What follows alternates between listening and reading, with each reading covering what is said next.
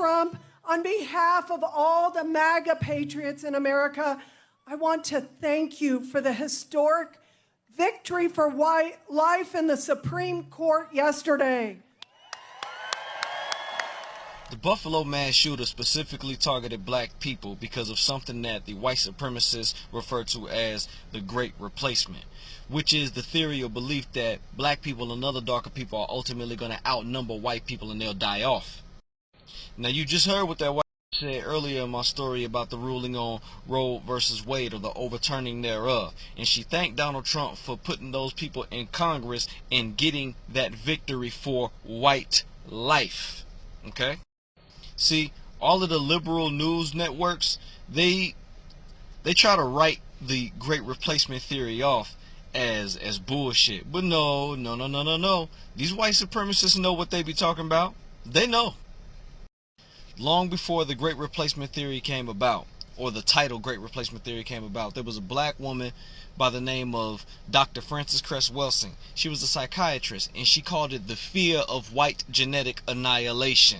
When we talk about racism, we're talking about the white supremacy behavior of white people.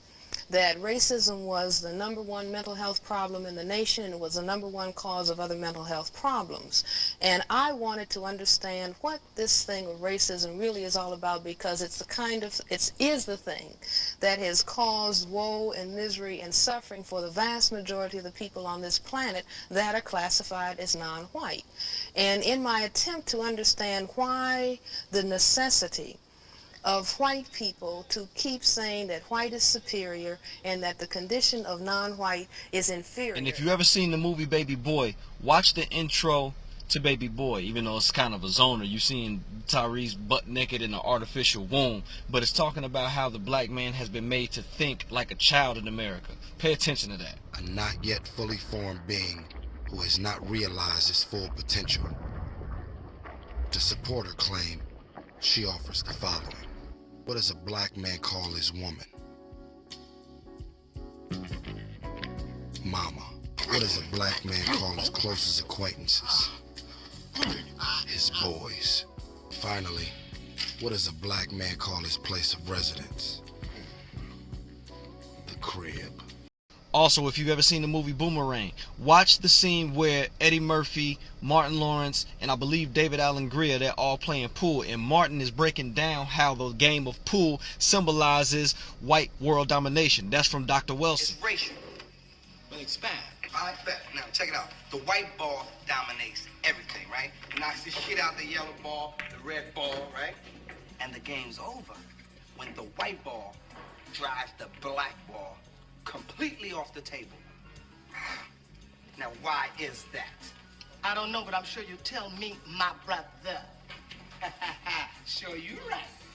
Look, it's because of the white man's fear of the sexual potency of black balls.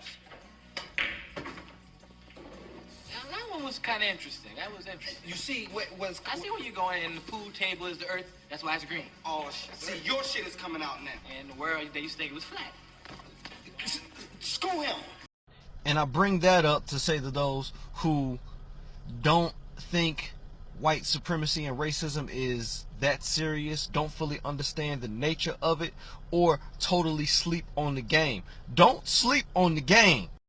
Now, I understand that a lot of black people, women in particular, are upset about the overturning of Roe versus Wade, but you gotta understand, sister, that wasn't an attack specifically on you.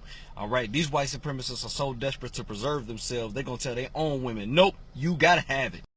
Just look at it this way. Now that you know why they did it, act like you know why they did it.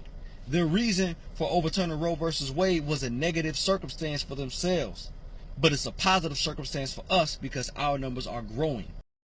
Black people are not minorities on the planet Earth. White people are minorities on the planet Earth.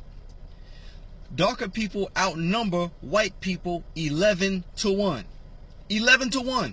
And for a long time now, I've been stopped believing that black people were the minority in America, because when it come down to election time, these crackers do all kind of magic tricks and whatnot to get your vote. And they even say that they can't win without the black vote. Well, how come you can't win without a vote that represents such a small number? If we were such a minority representing such a small segment of the population, it shouldn't make that much of a difference at the voting poll, should it? Yet, they don't pander to any other demographic the way they pander to the black community. Yet, they do tangible things to push everybody else forward, but not us. Why? LGBTQ+, Jews, Hispanics, Native Americans, Asian American, Pacific Islanders, all have been given meaningful legislation, tangibles, reparations even from the government, but they won't give anything meaningful to the black community. Why? Because the government and the white power structure is not threatened by the advancement of those other groups, because those other groups do represent small numbers. But they're threatened by the advancement of the black nation in North America because we represent a greater number than they've taught us.